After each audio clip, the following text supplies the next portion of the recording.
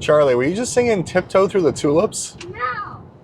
I think he was. But hey, everybody, welcome back to the channel. We're on our way to see a movie as a family, which could be a good idea or a tragic idea. We're about to find out. Usually we go see animated movies, but this is our first growing-up movie with the kids. And what movie, you ask? Dune Part 2. No, we're going to go see Captain America, Brave New World. And Henry, who's in this movie? What? Captain America? Captain America. And who else is in there besides Captain America? Red Hulk? Red Hulk. So let's go see this movie, and we'll tell you our thoughts afterwards. If it was good, if we liked it, and I guess if it's good is subjective. If we liked it, and if the kids liked it, and if it's worth you taking your children, because right now we're going to be terrible parents, right? So for all the reviews I've seen from the movie haven't been the greatest, but I've left myself in the dark a lot on purpose, because I'm really excited. I'm excited that we're getting a lot of characters back, like Tim Blake Nelson's coming back as the leader, from what I've heard, and he's one of my favorite actors ever. If you've never seen Oh Brother, Where Art Thou, his role as Delmar is one of my favorite things in the world. Well, I'm with you, fellers. Okay, I'm with you fellas. Love it. Time to go see Captain America, Brave New World, and hopefully not yell at these things. Right, Henry?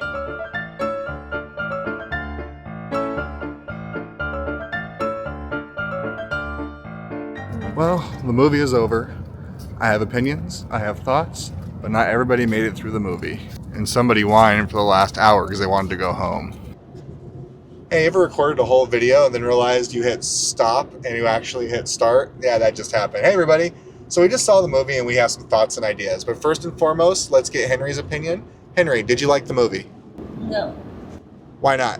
It's too real. It's too weird. Well, I enjoyed it. Was it my favorite Captain America movie? Out of the four, I give it, it's number 4, but I still give it a solid 7. 7. I'll go with 7. What about you? What do you think about it? I enjoyed it. I just wish I knew more about the characters. Yeah, they kind of did just throw him in there. I mean, no spoilers. You've all seen the trailer. Red Hulk is in here, and he doesn't play that huge of a role, but the threat of him plays a huge role. Yeah. I do think they try to recapture what the Winter Soldier was, more of a spy espionage type film. But it fell kind of short in that aspect. But I do think that Anthony Mackie did a great job as Captain America trying to fill those shoes. There's a cameo in there that's my favorite part, which made me wish, and I really believe this in my heart of hearts, that this movie should have been a 6-episode series on like Disney Plus. Oh, that's weird. Hey, there I am. I was out of frame. But in my heart of hearts, I do believe that this movie should have been a 6-series episode on Disney Plus, and The Falcon and Winter Soldier should have been the movie.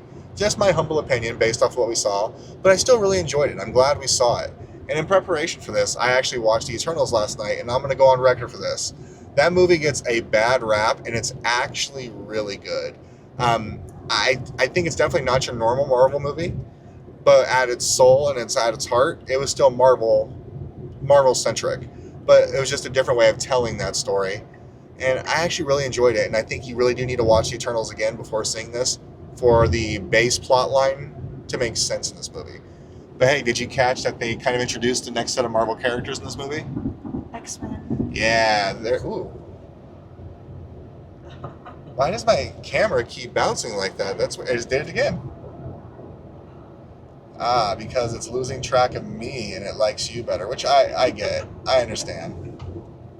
But yes, they introduced X-Men by way of just introducing a element that belongs to the X-Men.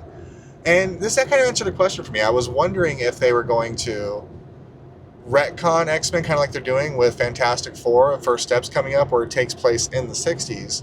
So the X-Men always makes sense being in the 60s because it is a complete indictment and talk about the civil rights movement and just the kind of civil rights of the time and era. So how do you play that here in 2025? But it sounds like, if I'm guessing right here, we're going to see X-Men introduced in modern Marvel times, which is kind of exciting. But that's just a guess based off what we saw in the film. I'm excited for Fantastic Four. I think that's going to be a return to Marvel, like, tour de force. But like I said, I give this one a solid 7. Henry, 1 out of 10. What do you give the movie? He says a 1. I don't know if you heard that. he told me several times during the movie, this movie's not for kids, which I think it is. I just think it's for older kids, not necessarily our big 8-year-old back there. Charlie fell asleep after about 30 minutes, so we will not get his opinion because he's asleep again. 1 out of 10, would you rate it? Like 6, 7. Okay. I think that's right where it is, but it's definitely worth the time. My only regret is we didn't see it in an AMC theater and I didn't get that sweet, sweet popcorn bucket. Ah, well, you live, you learn, and I can't wait for the next one. Thanks for watching, guys. If you haven't done so, please like and subscribe, and we will see you next time. Bye-bye, everybody.